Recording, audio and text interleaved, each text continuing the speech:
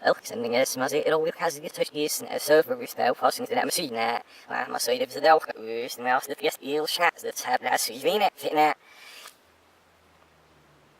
nou dus nou nog gaan het over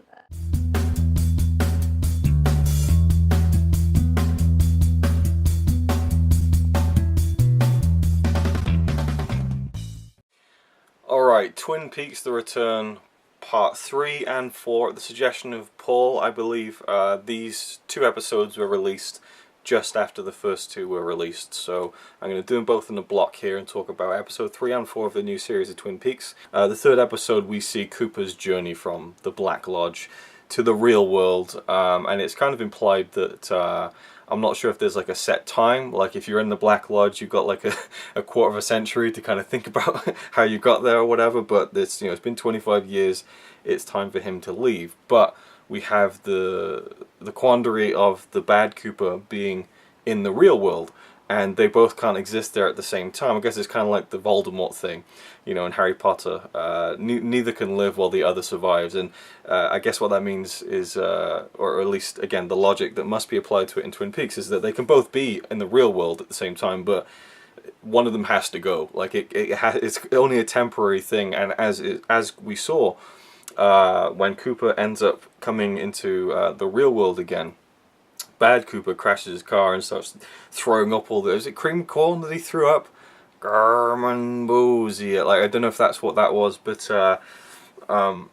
yeah, so there's definitely going to be some kind of... I don't know if they'll meet each other or, you know, what's going to happen. And then we have a third character played by Kyle MacLachlan, which is Dougie Jones, who is this, I guess, just a family man. I don't know too much about him yet at this point in the series. Who's sleeping with a hooker in Las Vegas in, I believe, an unoccupied house, and that's the moment that Cooper comes back into the real world in this very trippy sequence. I mean, he went through hell to get back to reality, so to speak, and some of that stuff was really weird, but I mean, I'm still enjoying it, even though it takes its time. It's been quite a treat to see, you know, Cooper's journey back to the real world and all of the weirdness that David Lynch can conjure up.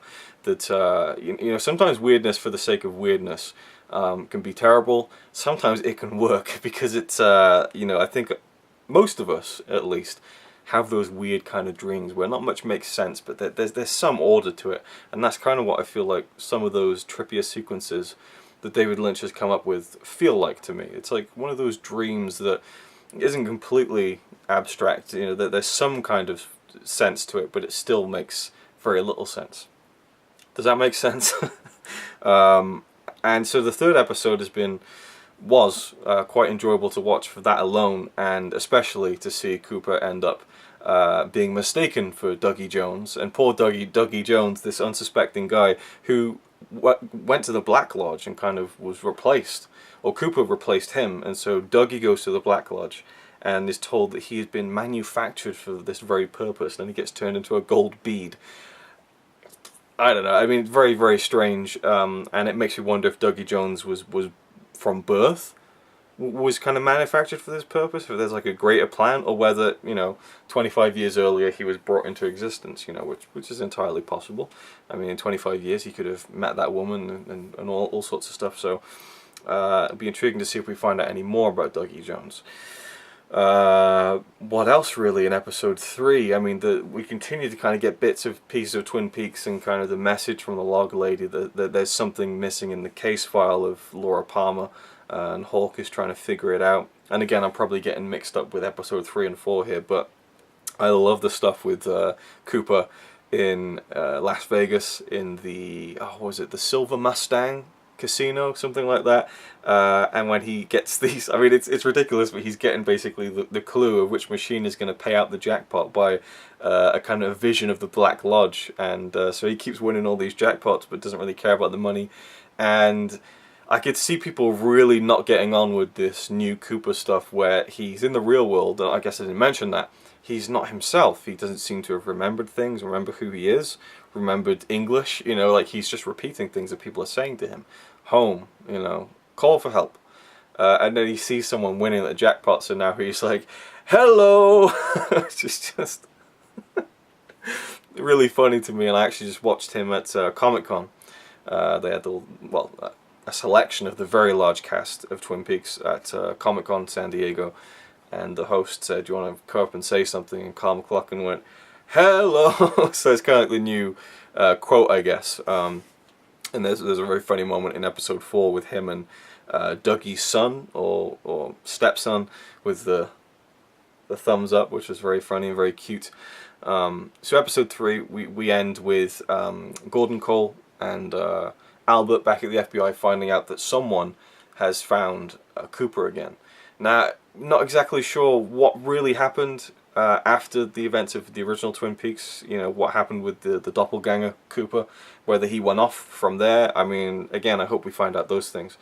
So episode 3 was really good. And episode 4, we pick up again with Cooper at the casino, winning more money, and he gets shipped off back to Dougie Jones's house because he gets recognized as Dougie Jones by one of his former acquaintances. So he ends up back at Dougie Jones's house with Dougie Jones's wife, played by Naomi Watts, who worked with David Lynch in Mulholland Drive, which I haven't seen. Really want to get that Criterion. So again, it's really drawn out, and I could feel people's patience getting very thin with this Cooper stuff, where it's just so drawn out. But I find a humor in how drawn out it is, and obviously once she saw the money he won from the casino, she kind of changed her tune on her husband allegedly being gone for 3 days. I love the scene where he didn't realize what peeing was, and so he. He's holding his crutch, he goes to the toilet. Oh,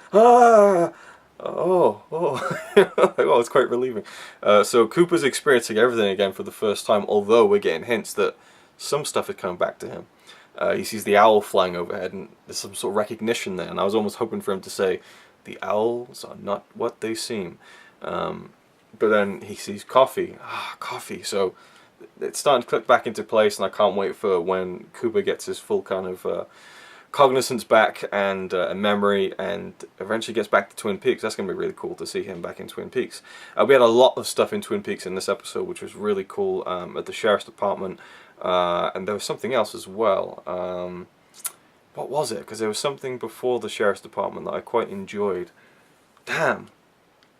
Again, jumbled up trying to remember all these things. We'll just talk about the sheriff's department first. So we have the new sheriff, who I believe is the brother of Harry Truman, played by Robert Forster. I adore Robert Forster, one of my favourite actors. So great to see him in this. And apparently, I think, don't quote me on it, he was supposed to play Truman in the original Twin Peaks, but he couldn't, and that's when Michael Ontkean came on board, I think. If that's true, that's really cool. He finally gets to do this, role, pretty much. I mean, he basically is Truman, and his character's name is Truman, but he basically assumes the role of the sheriff of Twin Peaks, and we had these kind of hints from dialogue that Harry is sick. And as I said before, the actor's retired, he's not coming back, which is a shame, but I like that he's still part of the story, and they talk about him and stuff. It's not like right, let's not talk about Harry, So I like how that's worked into it. I love the little detail of Lucy just not getting what a mobile phone is. I mean, that's just so delightfully Twin Peaks. Like, it just makes no sense whatsoever. And I tell you this right now, as soon as I read the cast listing for the new Twin Peaks, when I was about halfway through season 2 of the original show, which is during the baby drama between Lucy and Andy and Dick, I saw Michael Cera was going to be in the new Twin Peaks, and I thought, that's their son. That has got to be Lucy and Andy's son, no doubt about it. It just seems to fit, and it did fit. Wally, their son, turns up, wants to be known as Wally Brando. He's very much got the Wild One look about him, and seems to be doing a bit of a Brando impression. As fun as that scene was, man, was it drawn out. And I just said I enjoy the drawn out stuff, but that's not, that doesn't mean a blanket statement. I enjoy all drawn out scenes in Twin Peaks, the new series, but that one went on a bit too long for my liking. It felt like Michael Cera was just kind of was just going off on one, just doing these lines, and it just I kind of zoned out a bit. So I think that scene could have done with a bit of trimming. But fun to see him in the show, and I just knew he was going to be there, so it just seemed to fit so perfectly from the kind of weird but kooky kind of roles he always plays and is very good at playing. So it just seemed so logical that he would play their son. Bobby Bobby Briggs is a deputy at the sheriff's department. That was so cool to see for me, as I really grew to like the character. Well, not like the character as in I think he's a good person, but liked to watch the character of Bobby as he kind of evolved over those 2 series in the movie. Even though I had a bit of problems with his character in the movie, I think. And the actor as well. I kind of thought he was a bad actor at the beginning, and then he started to really show me some things. The scene with him and Major Briggs in the first episode of season 2, I thought, wow, he can act. And he showed that here too as well, in this very kind of brief scene where he walks in and they're looking at all the Laura Palmer case stuff, and he sees the picture of Laura, and that familiar music comes flooding back, and he's overwhelmed with emotion. And I thought that was a really nice moment that you know, was kind of powerful, I think. And you have the other sheriffs coming in and kind of, you know, they're not really part of the deal, and they're kind of like, well, you know, what's the big fuss, you know? And again, so great to see Hawk. I love Hawk, and just great to see these old characters again, even though I really had no break from them. It's just nice to see. You can feel the passage of time. There's something out. There really is something else Twin Peaks related, like as far as the original characters that happened before the sheriff's department. What can it be? I got it. It wasn't in Twin Peaks, but it was an old Twin Peaks character. We get Gordon Cole at the FBI headquarters, I suppose, wherever he is, about to meet the head of the chief of staff, and it turns out to be Denise. What's his name? David Duchovny coming back to play Denise. That was a character I was not expecting to come back. I mean, he has a memorable part of season 2 of Twin Peaks, but he's only in it for a couple of episodes. So that was really cool to see Denise back again, and it's funny that she was the chief of staff. And I really liked David Lynch in this episode 4. I really liked him. Really enjoyed his acting and performance as Gordon Cole. Good to see more of Albert, and I kind of was under the impression that Albert wouldn't be in the show that much because I know the actor died very recently, but I guess, you know, they filmed this almost a couple of years ago now. I think late 2015 they started filming, something like that, so it stands to reason that he's going to be in it more than I was thinking originally, so that's great. Loved the scene in the car where he's like, oh, you know, she's car sick. And he says, no, Albert, a Cossack is from... He's like, car sick, you know. Albert is another character that I really grew to enjoy watching in Twin Peaks, so it was great to see him have some more stuff in this episode. And the meeting between Gordon, this new female agent, and Albert meeting the bad Cooper was really intriguing. Like, I thought that scene was fantastic, really well acted by everyone. Even the guy who plays Albert, he said nothing in that scene, but his acting was great. Get a very drawn out sequence with Dougie / Cooper coming down to have some pancakes in the morning. Maybe again a bit too drawn out for its own good. So yeah, I think that's it. And then it ends on a conversation between Gordon Cole and Albert talking about how they just don't know what's going on. Something is severely wrong with Cooper. And Philip Jeffries is brought up, David Bowie's character. So I was right about... I mean, not to say that it was some great prediction, but I was sure that I heard something about Jeffries in that scene with the computer. So, interesting how Bowie's character is being brought into this. And, yeah, quite an interesting mystery that will no doubt hopefully be unraveled as the season rolls on. So, I'm really intrigued to get right back in with episode 5, to find out who this woman is that they're going to get her to meet Cooper. I'm trying to think what kind of woman would be, you know, someone who could maybe verify who he is or kind of see what was up with him. I mean, Annie, but I think I read Heather Graham didn't come back for this. There's Audrey, I suppose. I mean, did she really know him that well over those couple of weeks? I don't know.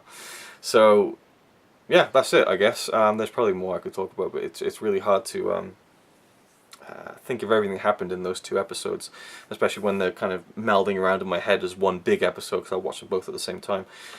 We saw another Black Lodge scene with the one-armed man, again holding up the gold bead, and yeah, so weird stuff. At this point I don't think you're really supposed to be figuring out too much, but I'm really, yeah, loving the show. I'm still loving it, and you know, been reading the comments you guys left on the previous video I did for the new season of Twin Peaks, and it's great to hear your thoughts on it, your thoughts on future stuff without spoiling things for me.